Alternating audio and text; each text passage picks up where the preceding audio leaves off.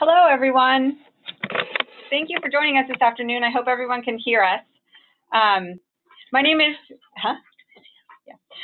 Karen Basarab, and I'm a program officer with the Johns Hopkins Center for a Livable Future and the Food Policy Networks project.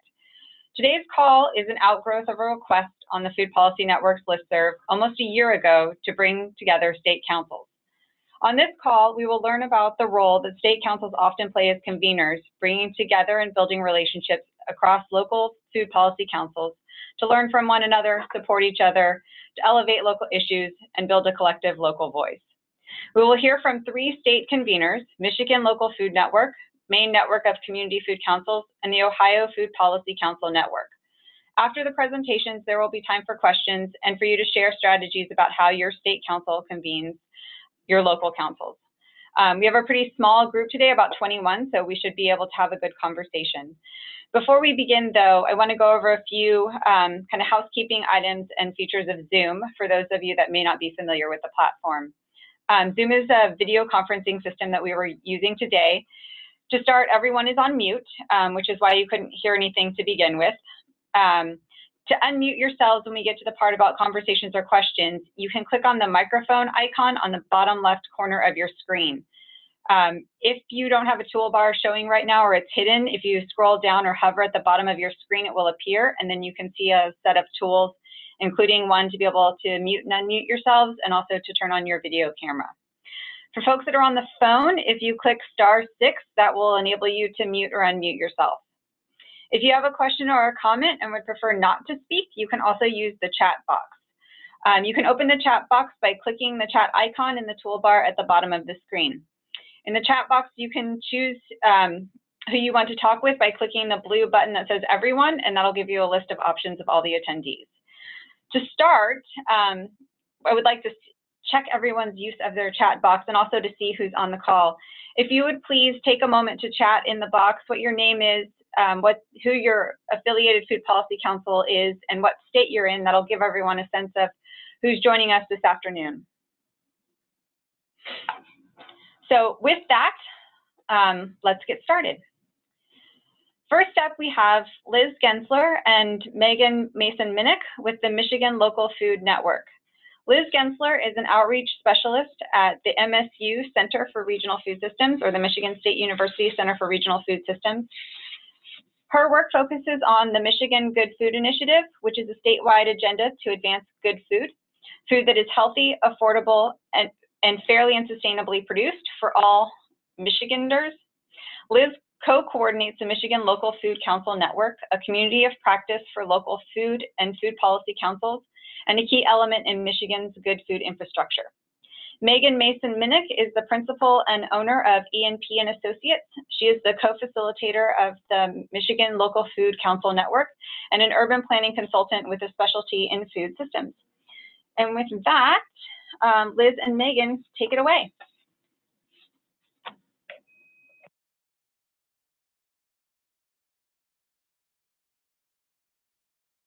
Thanks, Karen. Sorry, have to remember to unmute. Well, as Karen said, I'm Liz Gensler. I work at the MSU Center for Regional Food Systems, and Megan and I co-coordinate the Michigan Local Food Council Network. I'm gonna pause for 1 second to make sure I can access my notes.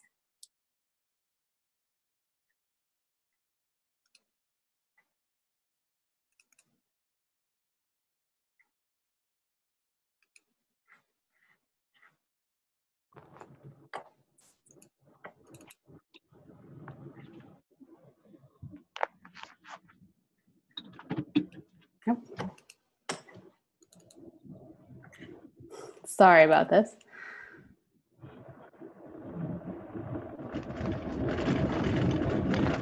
There we go. All right, apologies. So I, Hey, Liz. yes. Just to give you a note, Zoom doesn't do well with 2 screens, and so we can see your presenter view. Oh, okay. So if that doesn't bother you, it's okay. All right. Well, that's where my notes are, so you're going to have to take a look at them. You can read along with me. But, So the local food council network's primary purpose here is to unite councils to share their knowledge and experience. We do so through peer-to-peer learning. The network works to build councils' individual capacities and their collective capacities to work on food and food policy issues, to operate effectively, and to engage with their local community. In our Michigan network, we define local food councils as a group convening around a defined geographic area to assess and recommend practices for policies that affect one or more aspects of the food system. So this broad definition includes councils that vary a bit in their scope and their focus areas. You'll note that policy is not part of the network's name, and we did that deliberately because we found some groups are more program focused than policy focused, and some councils just aren't comfortable defining their work as centered on policy at this point, whether that's because their members feel constrained from engaging in formal policy work or because it's not palatable with the dynamics in their community to use that policy language. But the Food Policy Network is relatively new. We officially started in 2015, but that originated in the work of a statewide group that had been formed under the previous governor and was in existence from 2005 to 2014. Again, it was established by Governor Granholm and then disbanded by Governor Schneider. So the Michigan Food Policy Council kind of saw this coming, and they created a task force about having a network to identify local councils and to understand their work and what they were doing. And a 2012 survey by that food council pointed to the opportunity for local food councils to come together to learn from one another and suggested that there should be a supported statewide network. That report laid the foundation for Michigan State University Center for Regional Food Systems to do an assessment where they looked at the statewide council network, and they found a strong interest in moving forward with that network. Then they did an RFP, and that ended up with me being hired as one of the coordinators, and I was along with the Michigan Association of Planning in 2015.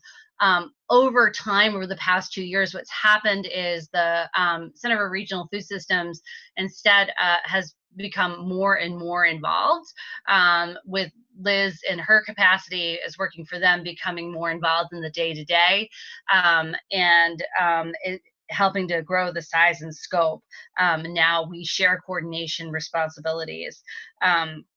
An important component to making this happen was that it was through a grant through the W.K. Kellogg Foundation that supports the Michigan Good Food Charter work overall at the Center for Regional Food System. And Liz will talk a little bit about that in the next slide. Yeah, so the Center for Regional Food Systems was one of 3 partners that guided the creation of the Good Food Charter. We did so through, apologies. We did so with input from hundreds of people across the state to create the charter in 2010. And we have in the charter 6 goals and 25 agenda priorities laid out to achieve by 2020, fingers crossed. To advance healthy, fair, green, and affordable food. Within the charter, one of the priorities is to use policy and planning strategies to increase access to healthy food in underserved areas. So the establishment of food policy councils was suggested in the description of that priority as a way to review and give input on public policies and to address the food system holistically. This contributed to the Michigan Food Policy Council that Megan mentioned, which was one of the 3 charter development leads, forming that Food Council task force that initially discussed the potential for a network. It also motivated the Center for Regional Food Systems' subsequent work in exploring the desire for a council network and eventually setting one up. We also have found that a number of councils have grounded their work in the charter, some of them basing their mission or vision on the charter or one or more of its goals, and some of them actually structuring their activities around the goals or priorities listed in the charter. Other councils we found have emerged out of the Good Food Summit that we have every other year, as a result of the local connections and enthusiasm that's been built at the statewide summit that carries over into local collaboration.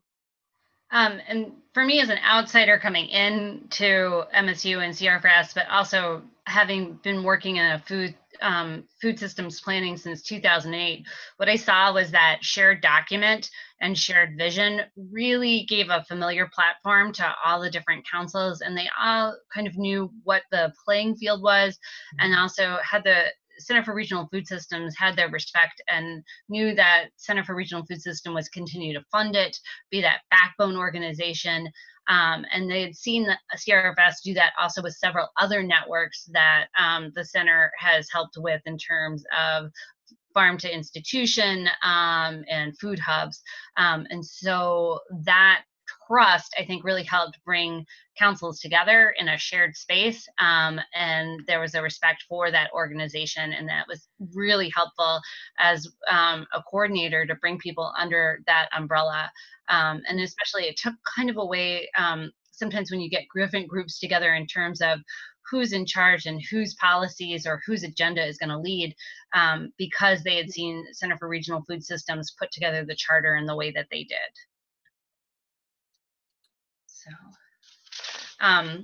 So as the network came together, these are our goals, and we really take these to heart every day, is that we're going to provide a space for the local councils to work together and carve out. One of the things we do is and we'll get to activities later, but we always make sure in anything that we do that there's time that Liz and I are not talking, that councils are talking to each other. And we always get feedback that that's really highly valuable. We also try to assist local councils in building their capacity. And a lot of that is done, again, with that engagement with other councils and trying to pair people up with skills and experiences. Sometimes that's in terms of a formal presentation, but other times that's in terms of activities or networking where we kind of create a space where people can come together and share different things. That's also what we do in terms of trying to provide hands-on training with that. And one of the things that we really had a great experience with is Center for Regional Food Systems has hired a legislative consultant to help them overall. But she comes in and at least once a year talks, does hands-on training with our councils on policy advocacy training, and really so that they know how policy is created at the statewide level, how they can influence it, what's going on if they choose to, and whatnot. We also want to connect our local councils to statewide policy information and issues, and that's where that legislative consultant comes in, but also pushing information out that we can through email and through web pages. And we do that as well for federal policy and connecting them to national. And then also sharing success stories or sharing things that other councils have done in terms of within Michigan, but also throughout the United States. Yeah.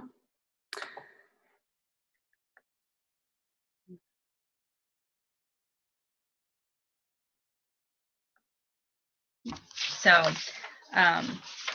Liz, is this you? Oh, this is still me. I see Megan right there. I'm sorry, everybody. So how we do this is we do in-person meetings around the state. I don't know how many of you have been from Michigan, and it seems like most people on the call are from fairly large states, but Michigan's deceptively big. If you go from one of our our southeastern corner all the way up to the Upper Peninsula to the northwestern corner, that can be 8 hours. In terms of a drive. So our meetings, we have at least 3 to 4 in-person meetings around the state, and they've really become regional meetings. We found that we can't expect everybody to get together. And so what we do is we have monthly video and phone conferences instead. And those have been great. When we first started out, we did webinars, and then we actually talked to the folks in Ohio and heard about their conference calls and sat in on that and thought, wow, that's a much richer experience. And so since we've been starting to have those, we've had a lot more consistent activity, consistently 6 to 10 councils calling in.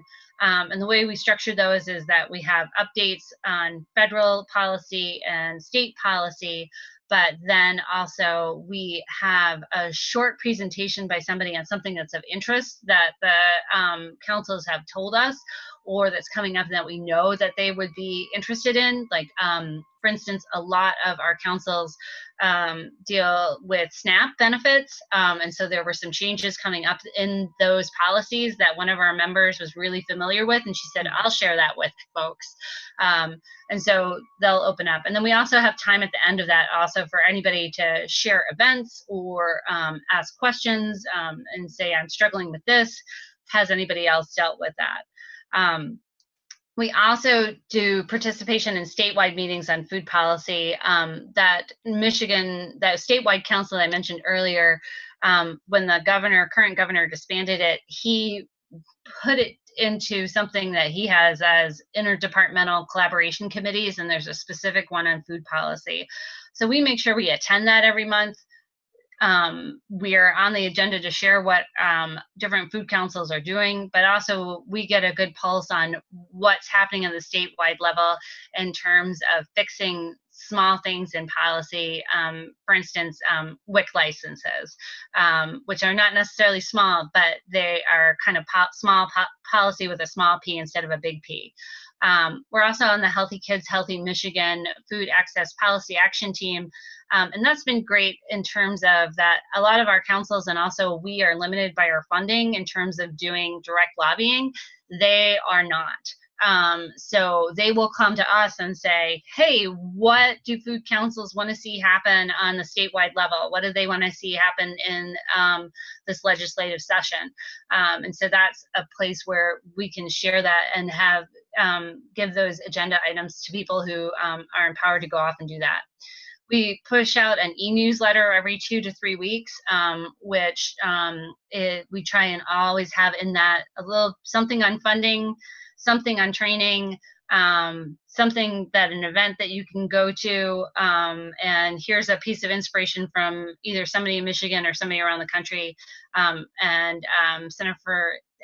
so the collaboration amongst us nationally has been really helpful to feed our councils through that.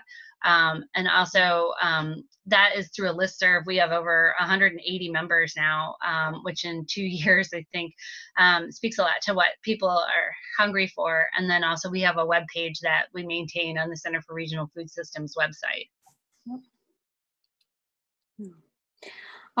So this map, as small as it is, it kind of shows the distribution of the existing and some developing councils in Michigan.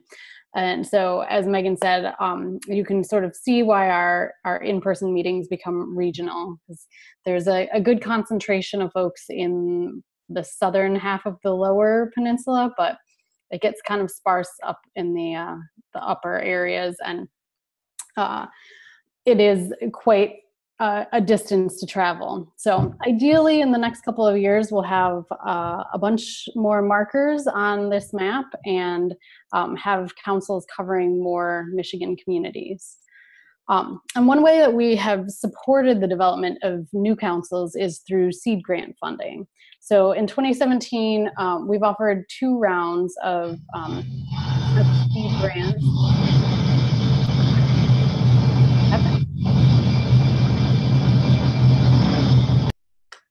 Okay, thanks. The grants that we're offering are, they're small grants, $5,000 to $6,000 for capacity building within councils. They can go to existing councils or councils that are under development. And of the 12 grants that we've awarded this year, half have been to existing councils and half have been councils that are just getting going. Our goals with this are to encourage councils to participate in the statewide network and to engage with one another, and of course to help new councils emerge. Part of the impetus for this is helping councils get to a place where they can sustain themselves with funding and having a good cadre of members, and to provide strong community-led good food infrastructure in Michigan. We have made the grants deliberately pretty wide open, anything that would help build the capacity for council, but the councils could use the money for operations, strategic planning, trainings, data collection, and travel to network meetings, among other things. We did also build in a focus on racial equity into the application to help encourage councils to work toward membership that's really representative of the demographics of their community. So far, we've seen several new councils join and participate regularly in the network, and we hope to reach new areas and grow the network over the next few years with the help of this funding.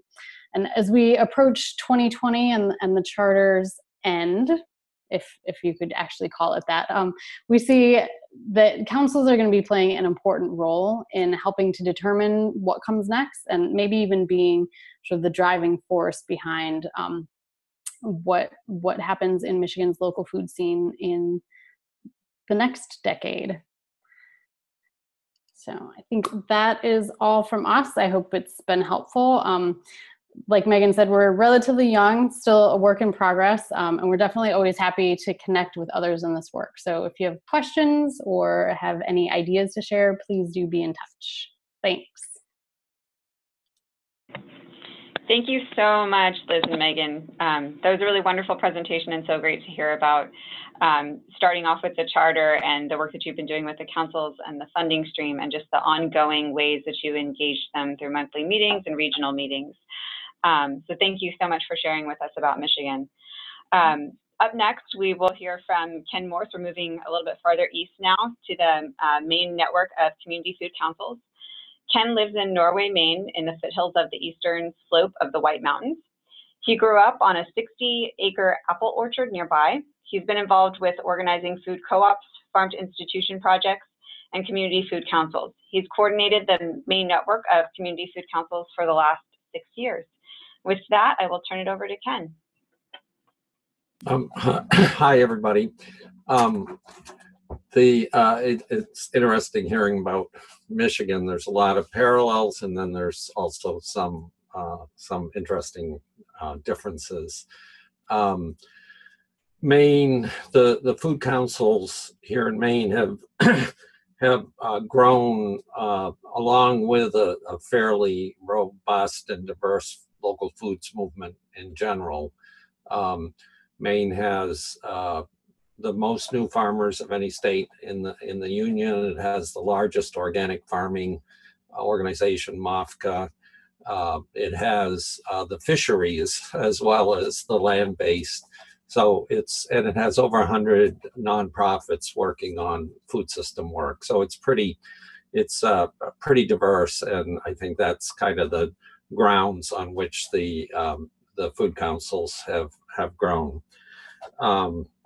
The network of community food councils in Maine was started in 2011 by 3 councils and other folks that pulled together, and we've been adding 1 or 2 councils each year. Later on, I'll show you our Atlas project, and I'll show you where those councils are. It's very much a grassroots operation. We don't, a distinction with Michigan is we don't have any higher ed partners. Well, I shouldn't totally say that. We have some, but no real active support from higher ed. So, and we also had a lengthy discussion about what to call ourselves and decided to go with community food councils. And I think that reflects, largely reflects how rural Maine is, and that in the rural areas, there's more focus on direct action, grassroots organizing.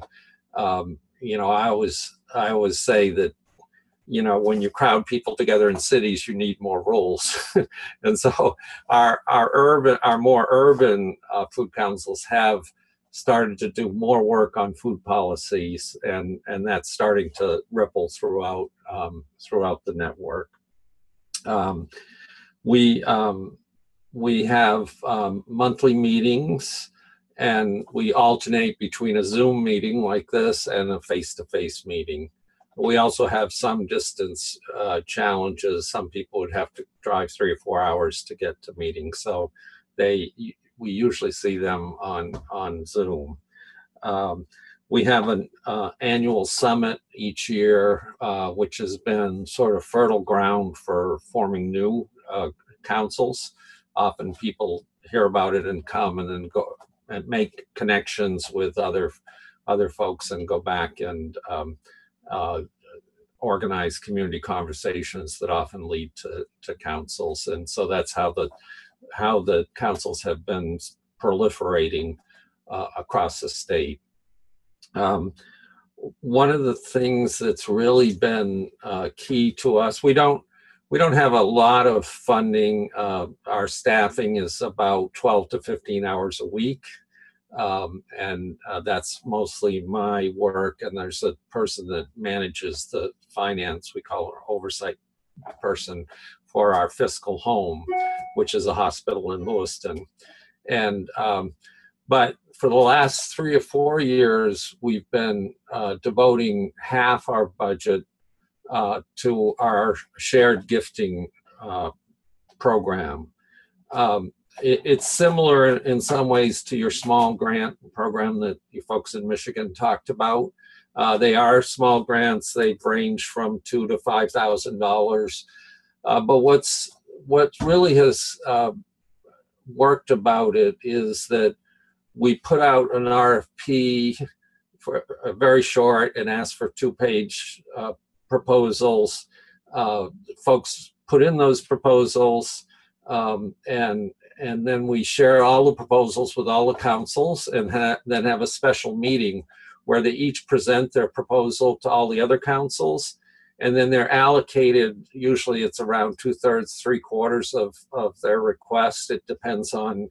It's gotten a little trickier because we keep adding more councils without necessarily adding more funding. So, but they get a core allocation that's guaranteed, and then they get money that they can allocate to any of the other councils. And it's not so much the money, but it really has reinforced the peer-to-peer sharing nature of the network in a really positive way. We then follow that up with each of our meetings, our community updates about the work that folks are doing, and that usually is more than half the meetings, 2/3 the meetings. So there's a lot of peer-to-peer sharing that goes along with that. And of course, folks have heard what other councils want to do with their money, and then those monthly updates. And what it has tended to do is a council will do something innovative that others haven't done, like a municipal policy review. The Portland Food Council has done that. And then other folks will take that and replicate it. Or the Lewiston, we don't have a state food charter, but the Lewiston Food Council, which is probably the most mature in the state, they created a community food charter, which they've been using both as a real engagement tool. Like, they've gotten a lot of folks to become champions, they call it, for the charter, and they've engaged people like the city council and others. And now most of the other food councils are going through a process to create food charters. So it's a real, it accelerates innovation, because local initiatives then ripple through the rest of the network. The councils work on all sorts of things.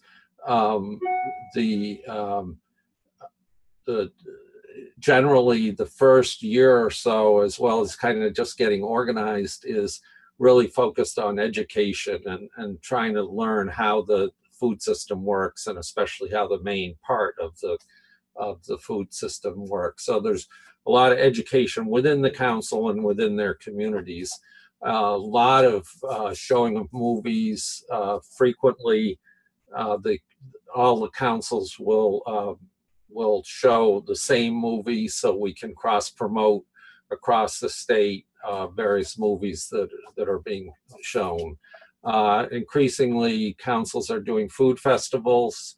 We have a food festival here in the Oxford Hills area where I live coming up weekend after next, and we're as busy as we can be trying to get that organized. We did it for the first time last year and had 1,000 people come. So it's really quite a energetic celebration of local foods. There's also a lot of connections with the Maine food strategy. Here in New England, all of the states are doing state-level food system planning. In fact, Michigan folks came to a summit around that about 6 or 7 years ago when Vermont had started the farm to plate process in Vermont, and the question was, should we do this for New England? And the answer was no, not yet. But now all the states have done that. And here in Maine, it's called the Maine Food Strategy. And so there's a lot of connection between the community work and the state work. And in fact, the state work is really hard. I think the scale is an issue. And when you have as diverse a state and diverse a food system as Maine has, it's much harder to organize at the state level than at the community level, I think. But one thing we can see through the network is we're beginning to develop a statewide mentality through the networking that all the food councils do. So we work really closely, and in the last year, partly because the councils are starting to work a lot more on metrics, there's been a drive to pull together, to knit together all of the groups that make up the food movement in Maine more closely into a more powerful network of networks. And that's still in its very young stages, but there's a lot of focus going on that, and the local food council people are quite involved in that process. I'm not watching the time. Do I have a minute or two more? Okay. I couldn't hear you, but I read your lips. So one of the things that we've done here in Maine is, and I'm going to share my screen now. I think I can do that.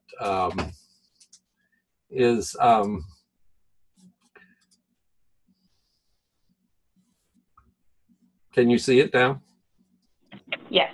Okay. So first, I just wanted to show you where the food councils are. They've been spreading. It's quite a lot of the top part of the state up here. There's hardly any people except in Aroostook County, which is the big agricultural area.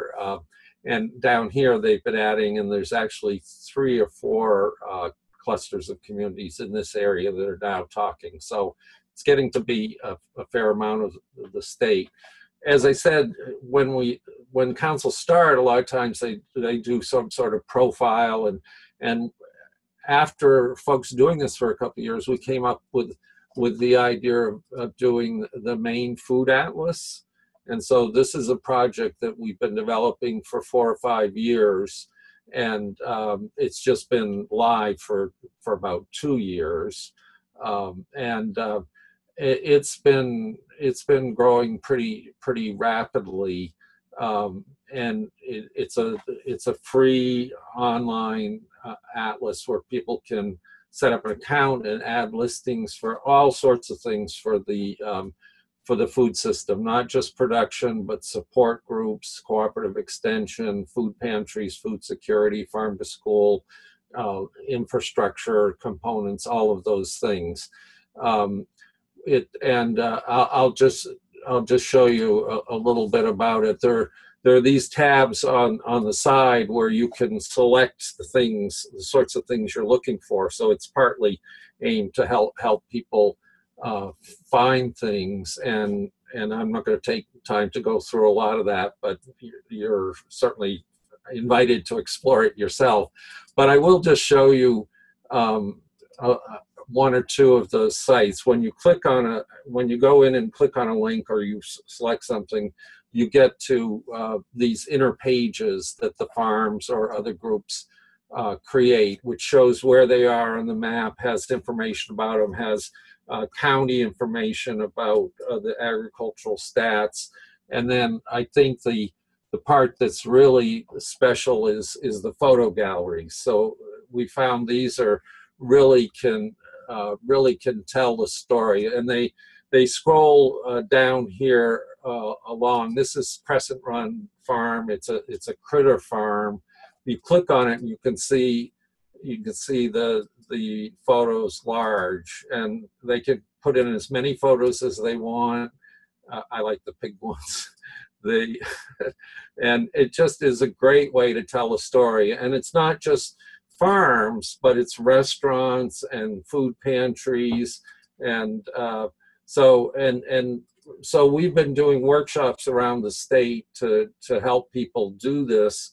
And we also have been forming a partners council with Maine Farmland Trust and the Organic Farmers and the Cheese Guild and the state ag folks and things like that to get them to reach out to their members to do this. We now have the capacity where we launched it, we piloted it with the Maine School Garden Network, where if folks put in a logo for the affiliation, like for the School Garden Network, then that can be used to pull a view of the atlas onto their own website of the members that are in the atlas.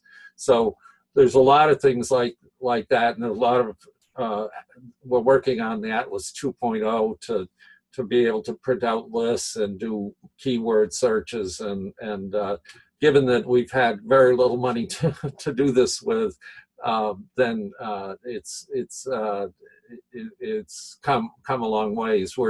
We did just get some small funding for 3 years, and our goal is to get to 10,000 points in the Atlas by that time. So, and please explore it. There's lots of great other sites too, but I think I've probably used up my time, so I'll yield to somebody else. Thank you, Ken, and congratulations on the funding that you guys just received. It was really interesting to hear about Maine. I also, your point about working with the network for 6 years and now just starting to see councils working at a state level kind of is a reminder of sometimes how slow this process goes, and there's a lot of capacity building that needs to happen with local councils. Ken shared with us a really wonderful summary of some of the activities that are happening in Maine and some of the impacts that they're having, which I will share out with everyone after this call. So thank you. We have one more presentation, and up next is Jill Clark and Meredith Krueger from the Ohio Food Policy Council Network. Jill Clark is in Columbus, Ohio, sorry. She is an active member of her local food policy council, provides leadership for the statewide food policy network, and conducts community-based research on food policy councils and public participation. Meredith grew up in Cincinnati, Ohio, and currently lives in Columbus as well. She's been working with the Ohio Food Policy Network since January of 2017 as the Food Policy Council Coordinator, doing an inventory of local food policy councils in Ohio, and working with them to devise a strategy on how to improve communication and peer-to-peer learning across the state. With that, I will turn it over to Jill and Meredith. Hello. Excellent. Okay. Can you hear us? Yeah. Fantastic. Okay. Well, hello, and thank you so much for the invitation. I was looking through who's participating, and and also people like Liz and Megan, who I've talked with on the phone several times about our statewide struggles to get things moving forward. And so I want to share with you a little bit about where we are right now in Ohio, and then Meredith is going to do a deeper dive with our local councils. Let's see, I have oops, share screen, here we go. Oh, and to do that, I thought some visuals might help.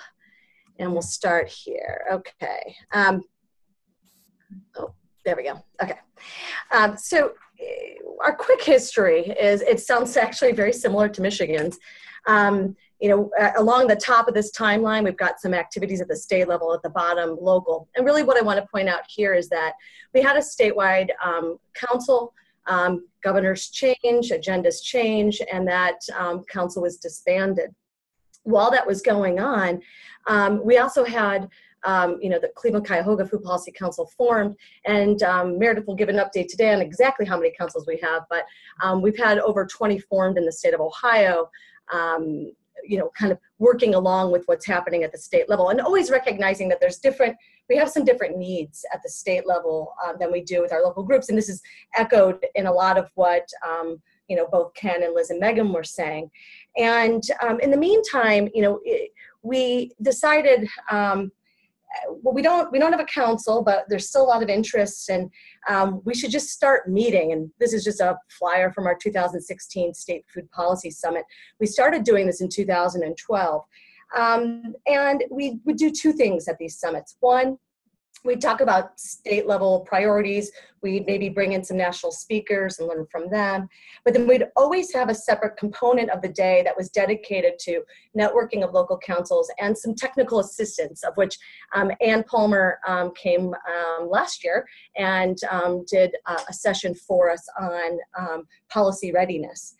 And you know, we ran these summits for anywhere as low as $500 and a lot of volunteer time to, I think the most I was able to fundraise one year was like $4,000 and a lot of volunteer time. And, you know, in some ways we were just kind of waiting. We were always like waiting to have the right people in the room, you know, like we needed, you know, this group to get started, or we were waiting for that big grant to land.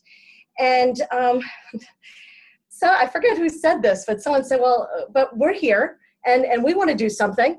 And so we said, well, you know, this last summit, let's just start asking people what they care about, what they want to work on together, shoulder to shoulder, and think about it as a network versus, you know, we're kind of fixed in this council mode. And so during the last summit, we spent some time talking with the local councils about what they cared about, what we could do shoulder to shoulder. And that's important because it was our local councils that set the parameters for the work that now Meredith and I are doing. And we were able to attract a little bit of funding. We attracted about $30,000 to do what we're calling a roadmap. And we attracted another around $30,000 to do the local council work, which Meredith will cover. And so as part of this, roadmap, if you will, we're doing two different things. We're developing a network map, kind of like who we are and what we care about, and the roadmap, which is the way we're looking to kind of move things forward in our state. And so what we care about, we really thought it was important for people to talk about the values that really undergird the work that they do on a daily basis, and recognize that you know, one of our organic farmers and one of our public health folks and the neighbor down the street that's on a food council all have very different roles in the food system, but their values are very connected, and they can find commonality in that. And so we did stakeholder meetings around the state, and as I think both Ken and the folks from Michigan pointed out, you know, we're a state of regions. You can't do the same thing in Cleveland as you do down in Southern Ohio. We recruited for these meetings via our local councils and just the statewide list that we've been generating over the years. Some of our local councils hosted them. And the roadmap was really getting people to identify themselves as part of this network, creating that social infrastructure so that we can kind of think about the network as something that we can draw on when action needs to happen. And in the end, what we're really seeking is just a more resilient platform for collective action. We tried to get a council legislated, and then the champion of that was jailed for fraud, which is another story we can get into. We had a one that happened through the governor's office, and we said, you know what, we are people who want to be doing this work together. Why not think about a network? And it started us thinking about resiliency in that way. And so just real quick to wrap up my portion, I wanted to show you some of the things that were, here's our governance council. These are the folks that are helping to guide the roadmap. This is just an image, one of our initial network images. And we can drill down and find out, of all of our hundreds of participants around the state, who they're connected to, what they care about, their affiliations, their priorities in food policy. We even ask questions about political efficacy. We ask people, again, as I mentioned, what they care about. And so we can start to combine the two. And so you'll see something like here, on the left-hand side, this is most of the folks that were participating from the Toledo area. That's the group on the left side in pink. And if you look on the right, you can see how they're connected by what they care about. So these folks are meeting on a regular basis. There's a variety of values at play, and they can see and talk about, how do we connect with one another. And finally, we asked what people would want to do if we could stand shoulder to shoulder as a network. And so here are some, we had them do group work. And if 5 regions mentioned, boy, let's continue this network. And, everyone really always looks north to the food charter, and that even came up as the top priority for a couple of the groups. So really, at this point, for the way forward, practically, we're thinking about how we use the information both from all of our network mapping and our roadmap to, bring people closer in, have them see themselves in, have them identify with the network, have them kind of see themselves as part of, again, that social infrastructure for Ohio food policy change. And ultimately, building that resiliency that I talked about. We are at the point, though, where we're running out of, we have no funds as of September 30th, something like that. Yeah. So we're having like our plan on, again, no funding, what we're going to be doing as a network, and a more grand plan. But at this point, because of the ability to go around the state and do this network mapping and road mapping, it's, I think, building that kind of resiliency that even if we don't have funding, I think we're at the place where we see a way forward regardless. With that, I'm going to pass things over to Meredith. Okay. So basically, reiterate what Jill was explaining about the funding that we got most recently. Part of it was to do the mapping, the vision work that she just overviewed, and the network mapping and the stakeholder sessions. And part of it was to hire me to do more direct work with local food councils. So to inventory what food councils are currently operating in Ohio, and to find out more about what their interests and needs are, and to try to connect them, network them, enhance peer-to-peer learning. So that started in January 2017 up until now. And it has been pretty much simultaneous with the visioning session work. So when I was starting, and I had like a working list that Jill and others had been working with for several years of the food councils. I got that in January, and then I was figuring out, which ones are still active, what are they doing, and I reached out to all of them to have to interview. At the same time that was happening, the visioning sessions, the stakeholder sessions were happening. So I was able to go to all of those and meet a lot of the council organizers in person, even though Ohio's big. So got to go all around the state through that, and then through some other trips. And through that kind of research work, the current working list has about 16 active actively meeting local councils and 22 established local councils. And that list is just really dynamic.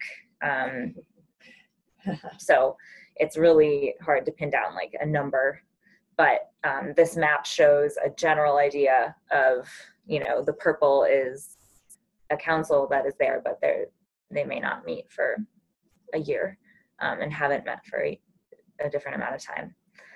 But I would be happy to go into more detail about that in questions. And another aspect of what I've been doing has been really trying to enhance the network. So we've had workshops with some technical assistance and facilitated discussion of each council's experience with different challenges and barriers. We'll have a total of 4 of those, and the last one is tomorrow in Cleveland. And we've also, another big thing has been preparing a report to be published with a directory of all the councils and a nice map, maybe even a little bit more enhanced than that one, and a little bit of just like basic information about each council, so that they can know who's working on what, who's struggling with what, different topics that councils want to network around. And the biggest things that I guess have stood out to me as like findings from talking to so many councils and also working with the visioning sessions at the same time has been what a reciprocal relationship it is to be working with a statewide food policy network, food policy, crafting a food systems vision for the state while at the same time trying to support the local work. And that means that it's important to be building the statewide agenda and vision at the same time. So through something as concrete as a charter, for example, which we don't have yet, but that is really important for establishing trust with food councils when you are going out and trying to like make a relationship with a local food council and provide support. It's really helpful and it gets us so much farther down the road to working together when we have like this clear self-interest of we're working on forming a statewide food agenda, and clearly the local and the state need to be constantly informing each other and working together. So that has been also in more concrete ways, which I thought it was really interesting to hear about how like the local councils in Michigan often incorporate the charter into their next steps. That's something that I've heard Ohio food councils say they wish there was a charter because they have no idea where to start, or they might not have enough capacity to know that they can keep organizing for years, but they would like to do something now and they would like to know that it's going towards something, and it would be helpful to have statewide policy agenda to grasp onto. And then the other thing is, as you can see with this map where I have these different categories of councils, I think it's really important for us to, especially at the stage we're at, to be open to groups that might define themselves as a council or not, because there have been groups that are actively organizing for food systems change that self-identify as a council, or maybe previously did but now don't, or some that just don't. But they are really important to include in food policy, both at the state and local level change. So I think that's been something that we've kind of been turning toward, is including more groups that might not self-identify as a food council right now. And that has led us to the current point of really trying to integrate my energy and my work with the formation of the statewide agenda and the statewide network. So that's where we're headed next. Excellent. Thank you. Thanks. Thank you, Meredith and Jill. Rachel and I were both loving the map that we just saw, and also commenting that not all those councils are in our directory. So You're right. So again, I just wanted to thank Megan, Liz, Ken, Jill, and Meredith for the presentations and discussions of what's happening with your state councils and networks. Very informative. At this point in time, we want to open it up to anyone that has a question that they want to pose for the presenters, or also would like to provide the opportunity for other states that may be doing some strategy that's different from what was being shared to kind of bring together your local councils. If you want to share some information about those strategies or what you're doing, please feel free to chime in. Again, you can unmute yourself through the toolbar at the bottom. For those of you on the phone, you can unmute using *6. So I'll pause for a minute and see if there's any questions.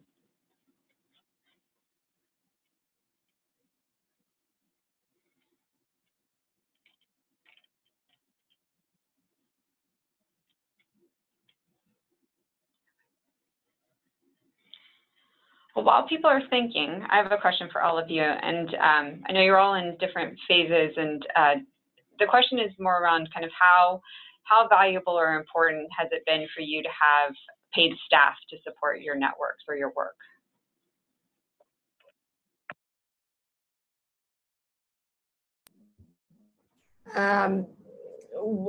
I've described Ohio as being on life support in the past, and that's what you get from not having any funds. And life support is okay if you get to be revived, and having just even a small infusion of capacity via the 2 little grants I mentioned that have Meredith's time and then some other staffing time has just radically increased the speed of things, but also change it a bit. So if you're thinking about if Ohio's going like this and then funding, we went like this, and if we have no funding, we're here now, right? So it's a new existence. Whereas if we never got that funding, we just would have kept going this, which is okay. We just never would have been able to do that.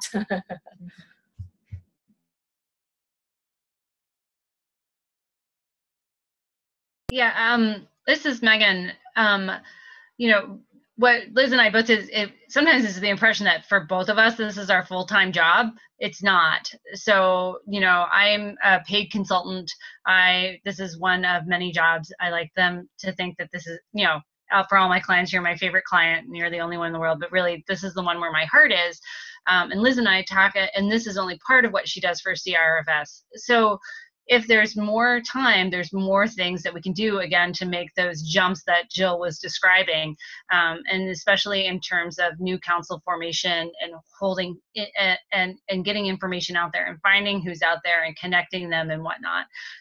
So kind of, and it's hard to get volunteers are great, but there's always in terms of, and also getting students as part of student projects is fabulous, but there's a dependability quotient, and then there's also, you know, priority quotient in terms of, you know, and then you don't also want to burn people out and then not have them contribute. So I think we're very lucky to have the funding from Kellogg that we do, and the support from Center for Regional Food Systems overall. But every so often we talk about, wow, if there was more funding, what are these other things that we can do? And I'm sure all of you have had that conversation too.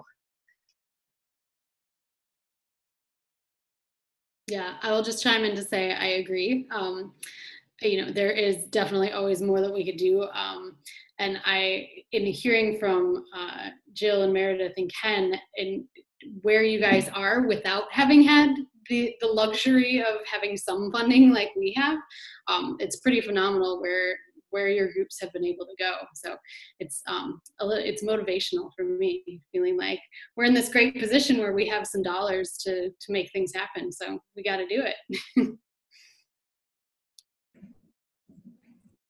And I'd like to add, one of the things that we've been talking about is not just thinking about a next grant, because they've been few and far between, but thinking about how we institutionalize the coordination, not institutionalize the network. I think there's lots of fear in where that eventually lands and what the implications are for the institution that hosts the network, but rather thinking about how do we institutionalize the coordination? We have a governance committee that is pretty dedicated and volunteers their own time, and that's what you've seen over the years, how we've been on life support. But the institutionalization of the coordination, we've been looking around the state and asking ourselves, you know, going to Ken's point, like, who might have that 10 to 12 hours a week that could dedicate to this? And so that's been an ongoing conversation in Ohio. There was a question that I think kind of dovetails with this that Rich PR posted with the Center for Regional Food Systems, and this is for Ohio and Maine, and Jill, you partially answered this. Have your local community foundations financially supported your local councils?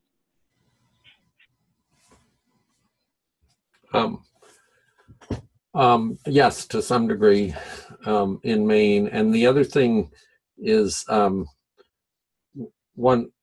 following after MOFGA's lead, MOFGA puts on Common Ground Country Fair, and it's a big fair. They built their own fairgrounds. They make enough money in those 3 days to support their work and a large staff for the whole year. So I think, and we're starting to see that with the local food festivals, the sponsorships for the festivals, especially like we have, there's a very active microbrewers movement in Maine, as everywhere it seems like. We have over 100 now. And so we have a beer tent at our food festival, and we're aiming to raise enough money to support the food council, or a big part of our local food council. So that's what we're doing in Maine, is we're starting to do more and more technical assistance and conversations about local match. And then also, like in some places, the land trusts play a big role in terms of local support. In other places, the United Ways do.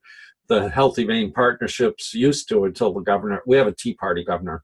So, you know, he's slashed all the public health funding, basically. Ag hasn't been quite as bad, but we don't, you know, they're starting to respond to the local foods movement, but haven't so much. But you know, in the industrial food system, there's lots of money for marketing and education.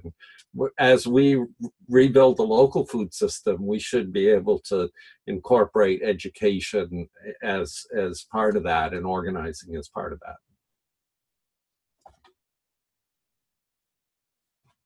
Hi, Karen, do you want me to go ahead and answer the networking question, the methodology? Or, I'm sorry. Yeah. I'm going to hold off just a sec, because we had someone request to ask a question that didn't chat it in the box before that. So if you'll hold, and then we'll get to it. Chris Patterson, did you have a question? I did. Can you hear me? Yep. So I guess I'm curious about some things I heard. I guess it was more, I heard it from the folks both in Ohio and Michigan, but also I'm not sure, Ken, in Maine, how much of this you're doing, but I guess the general question for all three of you is, when you talk about a shared agenda and listening to the local councils and then bringing that up to conversations at a statewide level, what are you hearing? And in more particular, are you talking more about an agenda that they'd like to see from the network, or is it more of a policy agenda? In other words, are we actually talking about beginning to identify some shared priorities that might affect either state or federal policy discussions? Or am I misunderstanding kind of that piece of your work? Thank you.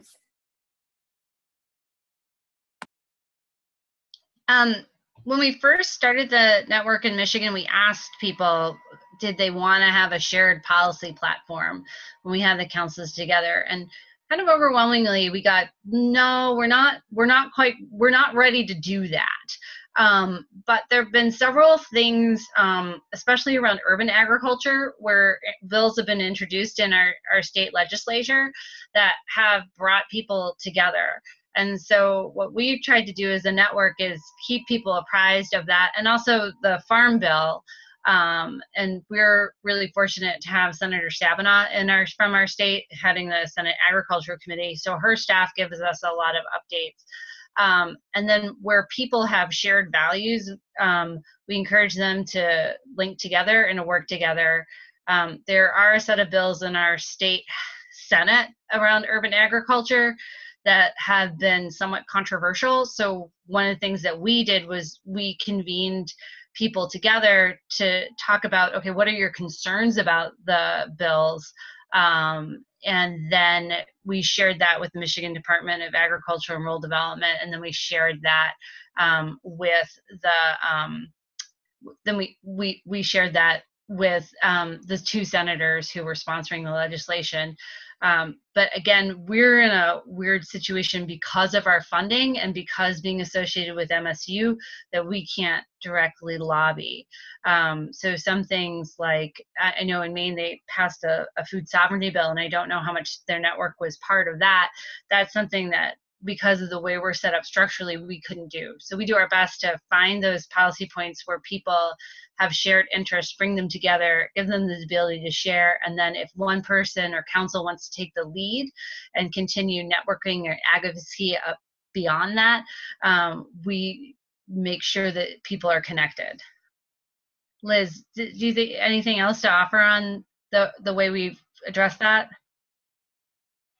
No, I mean, I think that definitely sums up how we are working on policy. It's really ad hoc, and just as issues emerge, if there is interest from the councils, we kind of try to run with it, but they haven't decided that they are going to collectively advocate together writ large at this point.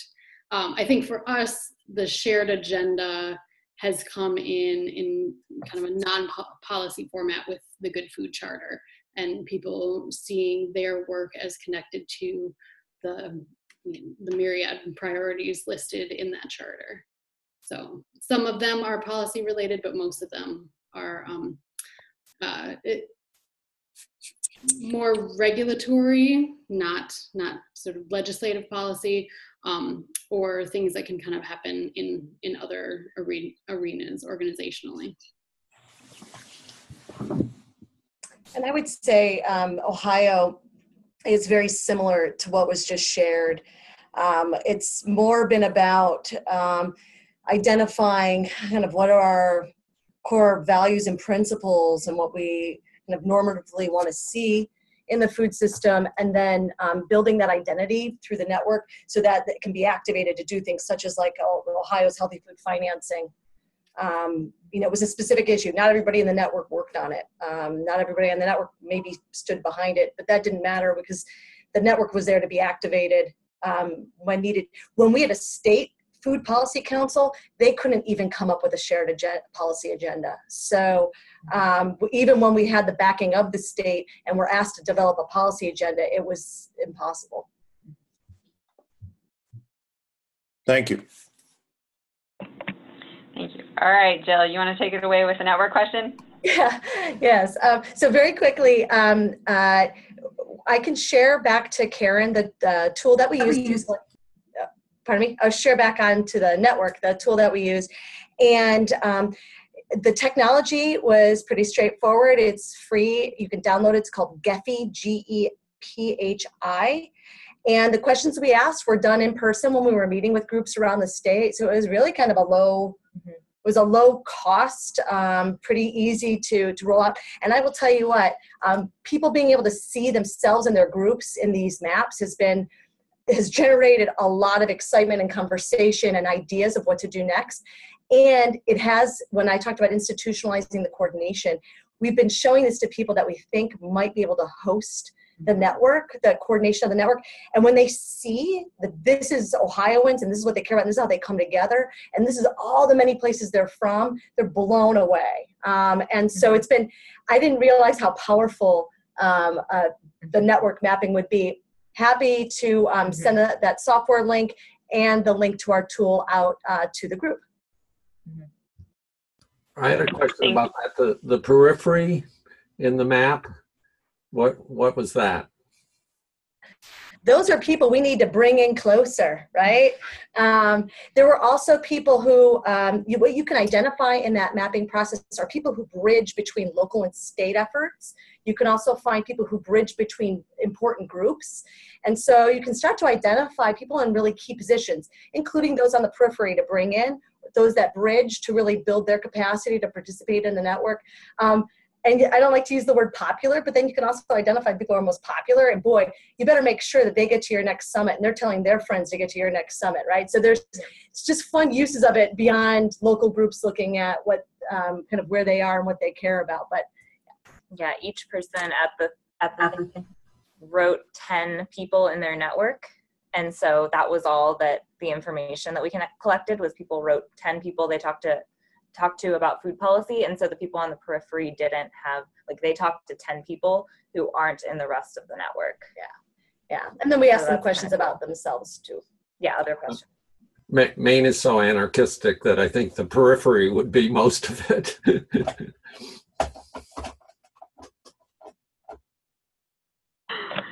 Thank you all. We have one more question that came through the chat that I want to make sure we get back to. But before I ask it, I just wanted to make a request to everyone that's on the call. If there are topics of conversation that you would like to engage in on another call with state councils, if you would chat those in the box so we can start to think about what another topic of focus should be for the next call. But the other question that was in the box was, are any of your councils looking at the 2018 Farm Bill in terms of having an impact on federal policy?